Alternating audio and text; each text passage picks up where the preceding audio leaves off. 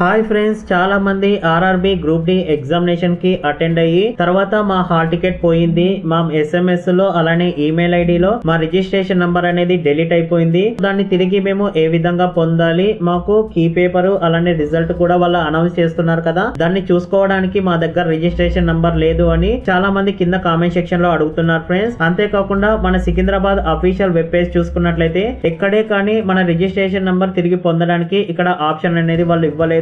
మేము ఏ విధంగా తిరిగి పొందాలి అని అడుగుతున్నారు. దాని గురించి కంప్లీట్ డీటెయిల్స్ లైవ్ గా ఈ వీడియోలో డిస్కస్ చేద్దాం ఫ్రెండ్స్. ఈ వీడియోని ఎండ్ వరకు చూడండి. ఈ వీడియో చూసిన తర్వాత ఈ వీడియో మీకు నచ్చినట్లయితే కింద లైక్ చేసి పక్కనే ఉండే షేర్ బటన్ ద్వారా మీ ఫ్రెండ్స్ అండ్ ఫ్యామిలీ మెంబర్స్ కి షేర్ చేయండి. ఇటువంటి లేటెస్ట్ అప్డేట్స్ అందరికంటే ముందుగా మీ మొబైల్ నోటిఫికేషన్ ద్వారా తెలుసుకోవాలి అనుకుంటే కింద రెడ్ కలర్ లో కనిపించే సబ్స్క్రైబ్ బటన్ ని క్లిక్ చేసి పక్కనే ఉండే బెల్ ఐకాన్ ని యాక్టివేట్ చేసుకోండి. Hi friends, welcome to my channel. This is Naresh ఎదిద్యా.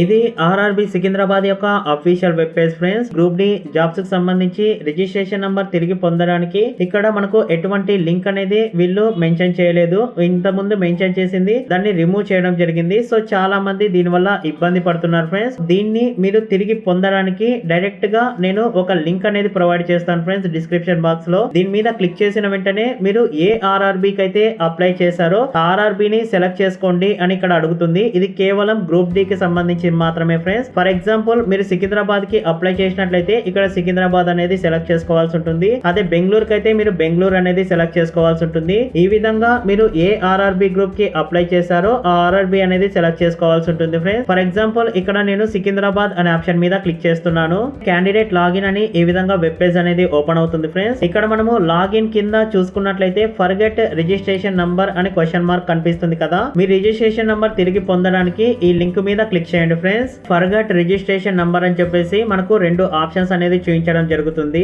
Online registration process లో మీరు ఏ డేట్ ఆఫ్ బర్త్ అయితే ఇచ్చారో ఎగ్జాక్ట్ గా ఆ డేట్ ఆఫ్ బర్త్ అనేది ఇక్కడ నుంచి సెలెక్ట్ చేసుకోవాల్సి ఉంటుంది friends. Choose any one option అని కనిపిస్తుంది కదా, ఇక్కడ సెలెక్ట్ అని దీని మీద క్లిక్ చేసినట్లయితే మీకు డ్రాప్ డౌన్ మెనూ అనేది ఓపెన్ అవ్వడం జరుగుతుంది. ఇక్కడ మీరు ఈమెయిల్ ఐడి ద్వారా అయినా లేదా ఆధార్ కార్డ్ నంబర్ ద్వారా అయినా లేదా మొబైల్ నంబర్ ద్వారా అయినా మీ రిజిస్ట్రేషన్ నంబర్ అనేది తిరిగి పొందొచ్చు అనమాట. ఫర్ ఎగ్జాంపుల్ ఈమెయిల్ ఐడి అని సెలెక్ట్ చేసుకున్న వెంటనే మనకు ఈమెయిల్ ఐడి అనేది అడగడం జరుగుతుంది. లేదా ఆధార్ కార్డ్ నంబర్ సెలెక్ట్ చేసుకుంటే ఆధార్ కార్డ్ నంబరు, మీరు మొబైల్ నంబర్ సెలెక్ట్ చేసుకుంటే మొబైల్ నంబర్ అనేది అడుగుతుంది. ఏదో ఒక ఆప్షన్ సెలెక్ట్ చేసుకొని ఇక్కడ మీరు ఎంటర్ చేయాల్సి ఉంటుంది ఫ్రెండ్స్. ఎంటర్ చేసి సబ్మిట్ అనే ఆప్షన్ మీద క్లిక్ చేయండి. సబ్మిట్ అనే ఆప్షన్ మీద క్లిక్ చేసిన వెంటనే యువర్ రిజిస్ట్రేషన్ నంబర్ అని చెప్పేసి మన గ్రూప్ డి జాబ్స్ కి సంబంధించిన రిజిస్ట్రేషన్ నంబర్ అనేది చూపించడం జరుగుతుంది ఫ్రెండ్స్. ఈ లింక్ ఎప్పటి వరకు వర్క్ అవుతుందో కూడా నేను చెప్పలేను. సో ఎవరైతే రిజిస్ట్రేషన్ నంబర్ మర్చిపోయారో ఖచ్చితంగా ఈ ఆప్షన్ ని చెక్ చేసుకొని మీ రిజిస్ట్రేషన్ నంబర్ అనేది నోట్ డౌన్ చేసుకొని పెట్టుకోండి. ఫ్యూచర్ రెఫరెన్స్ గా ఇది మీకు చాలా ఉపయోగపడుతుంది. ఎవరైతే